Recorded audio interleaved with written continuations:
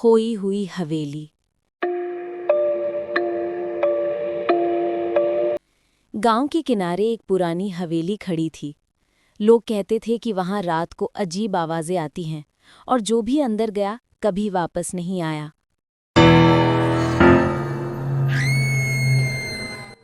राधा और उसके दोस्त अर्जुन और मनीष शहर से छुट्टियों में गांव आए थे। उन्होंने गांव वालों से हवेली की कहानी सुनी और उनके अंदर जिज्ञासा जाग गई। एक शाम जैसे ही सूरज ढल रहा था, तीनों ने तय किया कि वो हवेली के पास जाएंगे।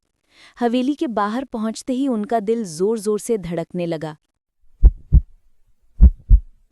बाहर से हवेली तो सिर्फ एक खाली, टूटी-फूटी इमारत लग रही थी, लेकिन जैसे ही वे अंदर गए, ठंडी हवा और अजीब गंध ने उनका स्वागत किया। पहले कमरे में पुराने फर्नीचर, मकड़ी के जाले और टूटी खिड़कियां थीं। लेकिन अचानक अर्जुन ने देखा कि दीवार पर कोई हाथ का निशान बना है, जो जैसे ताज़ा हो। मनीष ने हंसते हुए कहा, "ये सब पुरानी हवेली की बातें हैं, डरने की कोई बात नहीं।" लेकिन राधा ने महसूस किया कि कोई उनके पीछे पीछे आ रहा है। जैसे ही वे ऊपर की सीढ़ियों पर गए, हवेली की पुरानी घड़ी अचानक बज उठी। उनके कदमों की आवाज़ भी गायब हो गई। कमरे में एक पुरानी तस्वीर पर उनकी नज़र पड़ी। तस्वीर में वही तीनों दोस्त दिख रहे थे, लेकिन चेहरे बेहद विकृत और डरावने थे।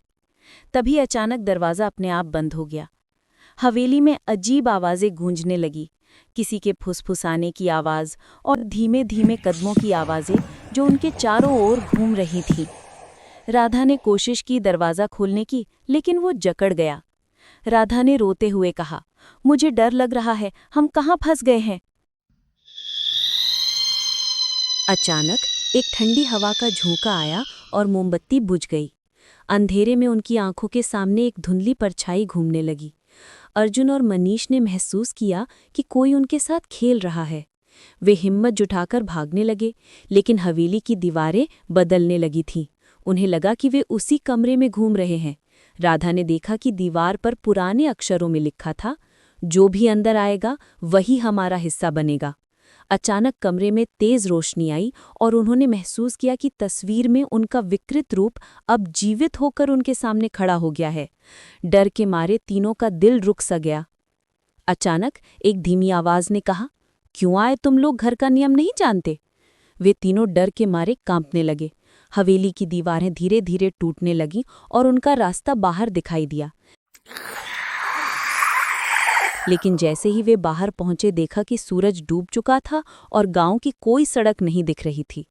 रात भर भटकने के बाद आखिरकार उन्होंने पहचानी हुई झोपड़ी का रास्ता देखा। जब उन्होंने सुबह गांव में कदम रखा, गांव वालों ने उन्हें देखा और आश्चर्य से पूछा, "तुम लोग रात भर कहाँ थे? हवेली के अंदर कोई नहीं बचकर आता?" तीनों ने अब डर के मारे किसी से कुछ नहीं कहा, लेकिन वे जानते थे कि हवेली ने उन्हें कभी नहीं छोड़ा।